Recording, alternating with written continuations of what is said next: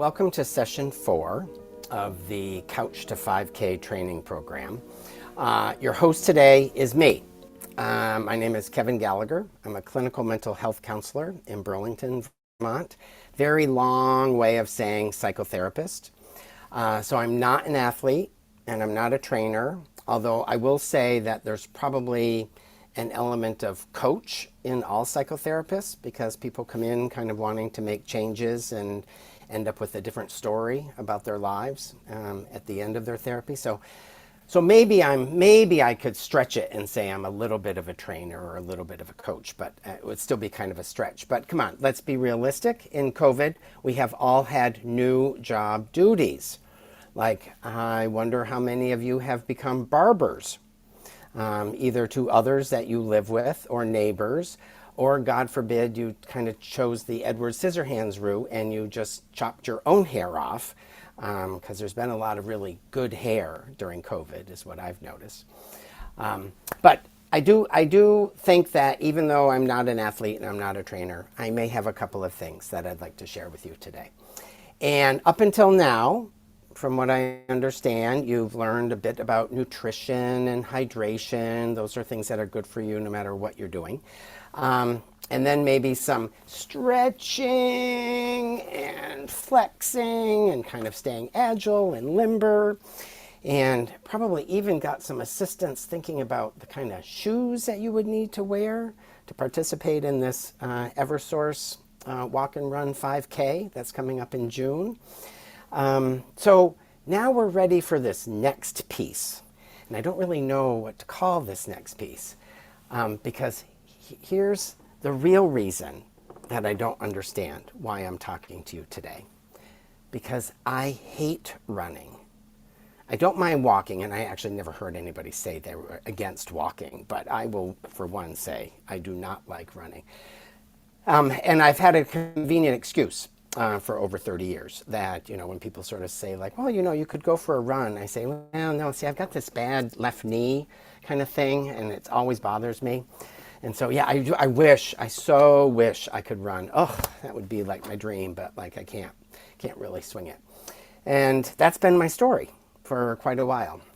Well, a few years before COVID, in the before times, I was going to the chiropractor because I was having some lower back pain, and she would adjust me and do the massage thing and the heat stuff. And she was always saying, Kevin, if you do more exercises for your core, the front part of you, your front part holds up your back part. So if you did more core, you would have probably less lower back pain. And so, of course, I never did the exercises. And after about a year, I thought, well, maybe I should try some of them. So I started going to the gym, to the local YMCA. And I mean, not crazy. I did a couple of classes. I do the treadmill. I do some lightweight lifting. But, the chiropractor was right. Sort of like, my lower back pain kind of went away. So I sort of thought like, well, this was really a good idea. I wanted to be a bit toner and, have a bit more strength. Although you would laugh. If I didn't have a shirt on, you would kind of chuckle and kind of say to yourself, you probably wouldn't say it to me because it would be kind of mean, but you'd probably say to yourself sort of like, wow, he's been kind of working out for years and you can barely tell because he basically looks the same as he did when he didn't do anything. But it did make my back feel better, and that made a huge difference, at least to my sanity. So here's hint number 1 that I want you to think about. Exercise does make you feel better and makes you feel better about yourself, even if you don't like exercising. So I'm going to say that again. Exercising makes you feel better and makes you feel better about yourself, even if you don't like exercising. So really, what are we talking about when we talk about exercise?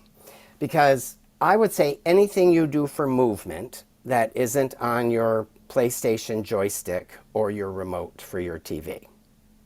So you park a little further from the store, that I would call exercise. You take the stairs instead of the elevator, I would call that exercise. You walk to the corner store to get a gallon of milk, I would call that exercise. You shave your legs or shave your face, not so much exercise. Okay? Taking the laundry and carrying it upstairs, exercise. Folding it on the bed, not exercise. Putting it away in all the different rooms, exercise. So I think you kind of got the drift. It's got to really involve this thing called your buttocks to move.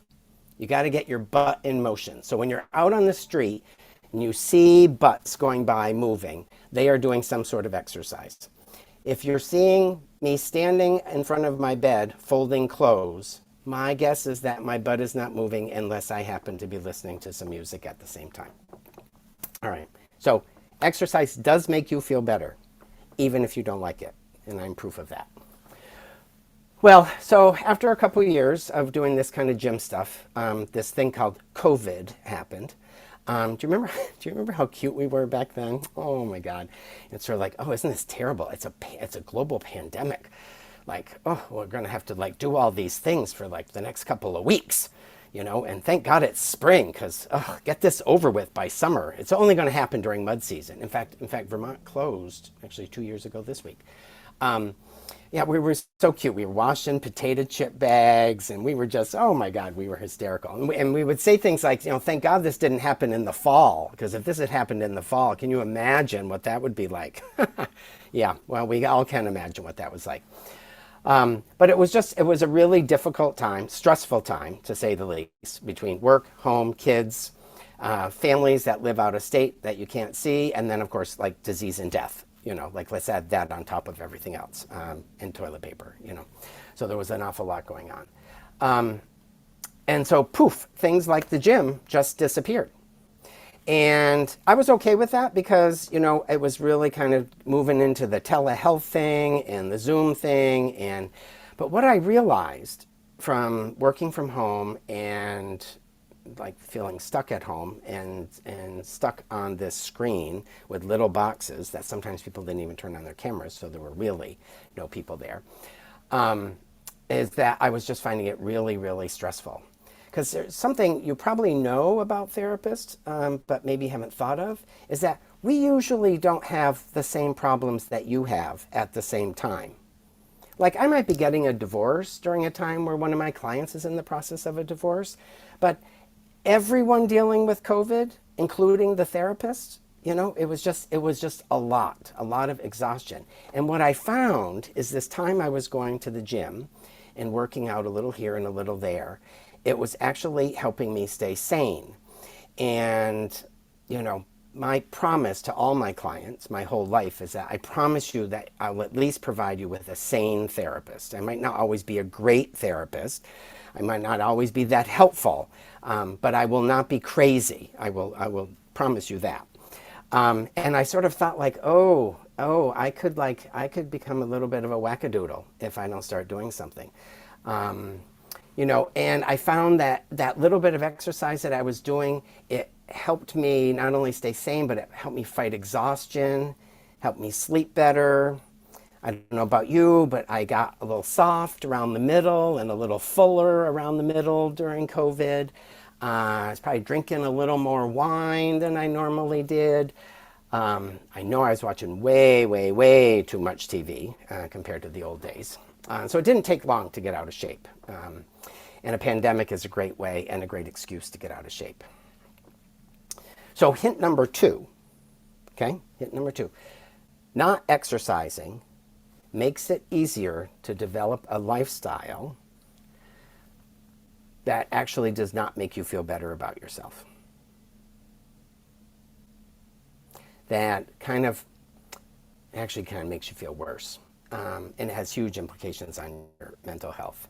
So sort of like, just think of those times where you've watched some stupid commercial for something and they're showing people in their Lululemons and they're like, after a run at the coffee shop, getting a coffee, and I'm sure probably a yogurt parfait.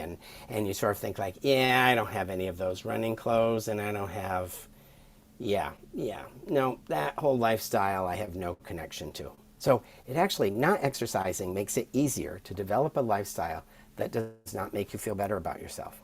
Actually, it can make you feel worse, and that has pretty strong implications for your mental health. So that's hint number 2. So after a few months of living in this like new world order, I thought to myself, geez Louise, I have like got to do something. Like I've got to get out of this house and I've got to do something. But there was really no place to go. So my partner, God love him, but he is a pain in the ass. He's like, why don't you go for a run? And I explained about my knee thing, like he's heard the story for decades. And he said, Kevin, I don't think you have a knee problem. I'm like, why do you say that? Because it hurts. And he goes, no, I've seen you in classes. You ski. You used to rollerblade. Like, these are not the things that people do with knee problems. So to prove it to him, I went for a run for about 15 minutes. And my knee didn't bother me. So the next day, I sort of went for a run for about 30 minutes. And I'm talking like really easy run, like hardly pushing myself. And my knee didn't bother me. So for something to do during COVID, I became a runner. Started small, run, walk, one rock, run, rock, red rum, run, rock, run, walk, little more walk, then it was a little more run. I still do the run, walk thing because now that's called interval training. So it's like really good for you to do both. And I'm not really a fast runner, I just sort of kind of move along, like I move along. But by the end of summer of 2020, I was up to like 3 miles a day. And it was actually doing all the things that I wanted it to do in terms of, fighting exhaustion, making me feel sane, making me make better choices for, the stuff I eat at night, and sleeping a lot better. So now hint number 3, okay? Exercise builds on itself. It makes perfect sense. The more you do, the stronger you get. The stronger you get, the more endurance you have. The more endurance you have, the more you can take on. You can like run further, or you can increase weights. But this hint works the same way for donuts. Eating donuts builds on itself. If you eat 1 or 2 donuts every morning, you'll be able to eventually get to 3 or 4 donuts. And then it's like Krispy Kreme all by yourself. You don't even need to like bring a friend. So this is how it works for all these kinds of things. Couch potato, the more you do it, the better you get at it. So exercise is one of those things that it builds on itself. So you have to sort of kind of think about, if I could just kind of start something. It's a little like, the bottom part of the snowman when you're rolling it and it gets really heavy, and it usually is the biggest of the 3 giant snowballs. But the trick is to keep it rolling, because if it stops, it's really hard to get it started again. And so exercise works a bit the same way. You just kind of keep it rolling. Well, so now I'm up to 4 or 5 miles a day after a year and a half more. And I can tell you, I still hate it. Now, my partner, he's done marathons and he runs and he loves it and blah, blah, blah. I'm not that way. But I do want to be a good partner. I do want to be a good therapist, sane therapist. I want to have something to do outside. I dread getting dressed to go out and run when it's 0 out or even below 0. And I do it, and 50 minutes later or an hour later when I'm in the shower, I feel very, very good about myself. But did I want to go? No. Did I like any part of it when I was doing it? No. Except I could say things like, well, another 3.7 miles today. Well, another 4.2 miles today. I had something to aim for. In fact, last year I ran a leg in the marathon, the Burlington Marathon. And the guy who asked me to run a leg, I said, how long's the leg? And he goes, 5.5 miles. And I said, oh, I've never run that far. And he's like, well, what do you run? I said, like around 4 miles. And he goes, oh, the next 1.5 miles will be really easy. And I'm thinking, yeah, for runners, not for people who don't like to run. But he was right. And I think what it was is that it was the crowds. It was the people clapping and cheering. And I'd be damned if I was going to like stop in my tracks. And so it really, that last 1.5 miles actually wasn't that hard. And I'm going to do it again this May. But for me, it's boring. And for some people, it's really meditative, but I think I'm too social a person. So hint number 4 Exercise by yourself is just as good as exercise with others, but I do think if you exercise with others, it is helpful. It's helpful to know that I meet the same 3 people to walk 3 mornings a week. You kind of feel really bad staying in bed and just blowing them off. So there is something about kind of misery loves company kind of thing. I think that there's lots of ways to have walking and running be social. I'm always listening to a podcast or an audio book. Not really music as much. I need sort of like talking. I don't know why, because maybe it's like it would be like running or walking with somebody where there's a conversation going on. When I walk with somebody, we usually don't sing, Beyonce songs or anything like that. So exercise by itself is fine. This is hint number 4. But if you think of yourself as more of a social person, as opposed to the person who really kind of grooves on the endorphins and the kind of running in the solitude and listening to the birds, not me, then, find some ways to bring some entertainment into the process, because it does make it go by a lot faster. All right. So what do I want to talk about with you next? Oh, yes. So let's talk about how to get yourself out the door, because that seems to be the hardest part. That, like, I really should do blank instead of that. There's always things that you could do at work or at home. And I can tell you firsthand, it is way, way, way easier to do anything except move your butt cheeks. Like, your cheeks like to rest. This is why your body likes pajamas. This is why your body likes sweatpants, oversized t-shirts, pillow and a quilt on the couch, good TV. Anyone watching some good TV? I can recommend Inventing Anna, Bad Vegan, even the trashy Love is Blind, Succession, Ozark, sort of like, yeah, a lot of that. Your butt cheeks like that. They like all those shows, and they like you just sit and put. So let's talk about habit theory. So in habit theory, they propose that it takes about 3 to 6 months to develop a habit. I'm slower than that. That whole gym thing that I did, it took me like 2 years. Even after like a year, I would get a cold and not go for 3 weeks, and then I wouldn't be going for 2 months. So it's like really hard to get a habit sustainable. Whereas now, every freaking day, I like put on clothes and I go out and I run, walk, run, walk.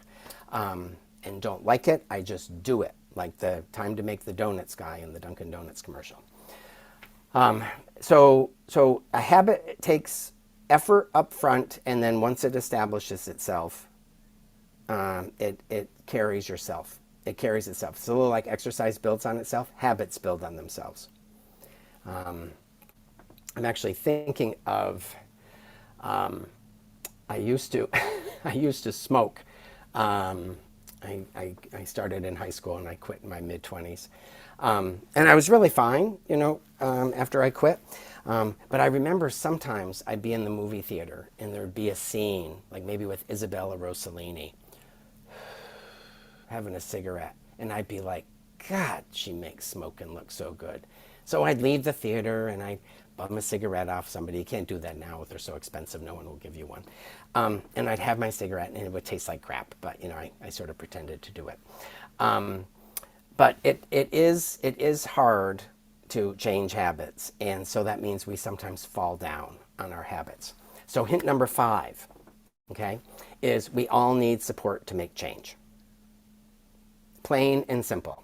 So think of all the people you work with. Think of the people you work for. Think of family, extended family, your children, relatives, neighbors. When people are trying to make a change of any kind, small or large, it takes effort. And that effort needs support. And it needs the kind of support that is not judgmental. And unfortunately, when we're trying to make change, we are the most judgmental people about our change. So we have to find people that are way, way nicer than we are to help support us. And I'm suggesting that if you haven't really moved your butt very much in the last couple of years and you want to kind of do the Eversource 5K this year, even your 5-year-old can be a supporter.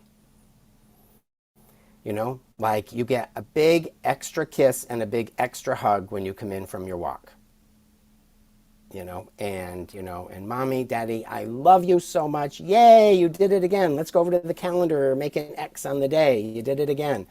Like there are lots of ways to get support, but we do need support.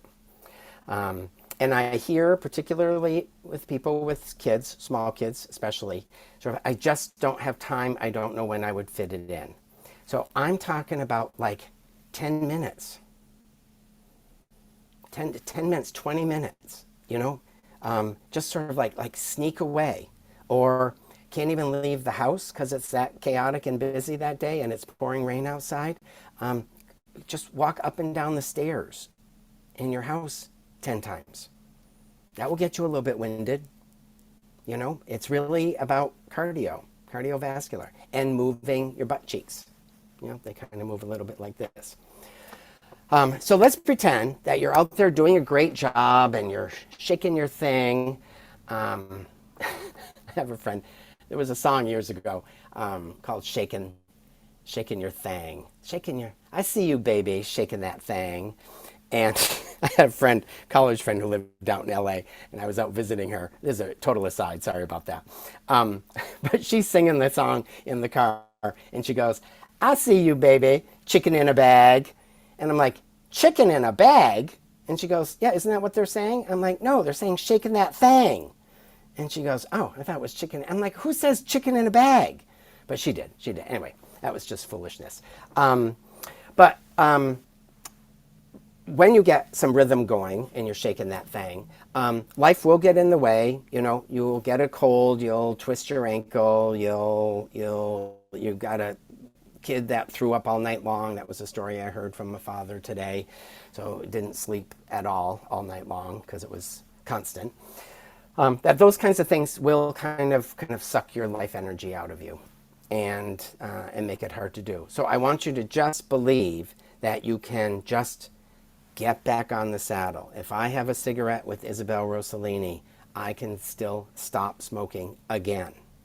So when there's an interruption, it does not mean you have failed anything. It just means that, oops, had a little setback. Let's get right back to where we were before. Hopefully that makes sense. So hint number 6 is a little bit closer to what you're going to be feeling in May. Okay? I haven't really walked as much as I had hoped. I still haven't tried to run. 5K seems like a really long way. I'm going to be really embarrassed if I can't do it. So maybe I'll just go that morning and support people, because hint number 5 was support people. Okay, I know all your ways. It's like cold feet. It's all it is. It's like cold feet. And maybe it's a little bit more like wedding jitters. Like, I don't know many people that actually canceled their wedding because they had wedding jitters. They still went and did it because they sort of thought, everyone's coming, the flowers are coming, I've got the dress, I've got the tux, I've got the groomsmen and the bridesmaids, I can't really cancel. That's how I want you to think about the 5K. It's all designed and in place for you to come and for you to succeed, but you gotta go. And all the ways you're going to try to talk yourself out of going, don't fall for it. It's just wedding jitters. Well, the weekend before, I tried walking a 5K, and I couldn't do it. I had to stop and sit down. It's like, So do it anyway, and you might have to stop and sit down, but you might not have to. Because if you're walking with a bunch of people and you're having a good time, and there's lots of people out and about that day, you would be amazed. What I've certainly found about running, you'd be amazed that it really does end, and I seem to be at the end. When I'm done running at noontime, I did it. I ran down to my friend Nancy's and ran home 4 miles. So no cold feet. And no cold feet or jitters. Because nervous is normal. We all fear failing. No one really likes it. But I'm hard pressed to imagine that you could tell me, if I called you tomorrow and I said, have you ever failed anything ever? And of course you would be telling me you had.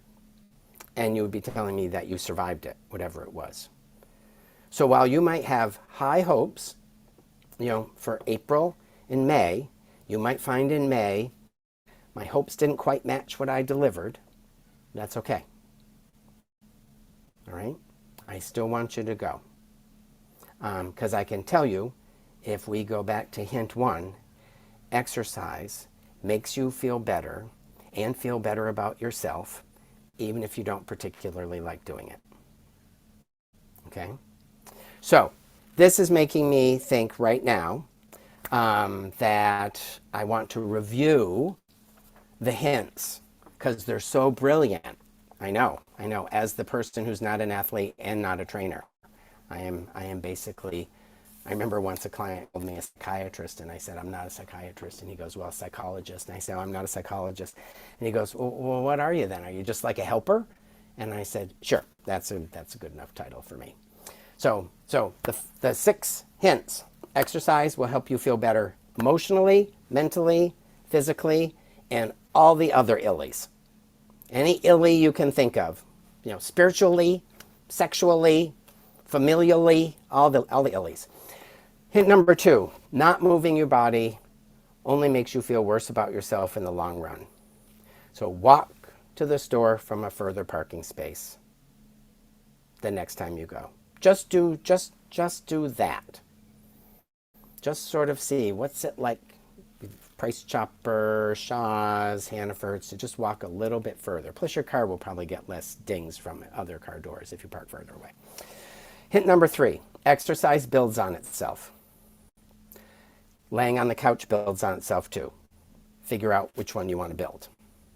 But exercise will build on itself. Hint number 4, exercise with others when you can. Except if you're one of those rare people like my partner who just gets all zen, no critique of those people, wink, wink, nod, nod, but I just find there's nothing enjoyable about just running in total silence, hearing myself pant. I would much rather be listening to something or talking to someone. Hint number 5, we all need support for change. You're the worst person much of the time to do it because you will be the most critical. So find people that are way on the other side of not being critical. And because you might be doing it with friends and coworkers, they can be. You can be a support and need support on this endeavor. And then wedding jitters, cold feet, don't fall for it. It's really not real, even though it will feel really real. And I can tell you, if you go and watch, after having told yourself in March that you were really going to do it, you are going to be disappointed. So if you go and you have to sit down, so what? So what? Sit down with the people you're walking with, laugh for a little bit, get back up, keep walking. So that's what I got from you today. Not an athlete, not a trainer, someone who hates running. God knows why Easter Seals decided to get me involved, but whatever. But I thank you for your attention, and I'm really excited for your June, I won't call it race because it's not a race, your June experience. Thanks.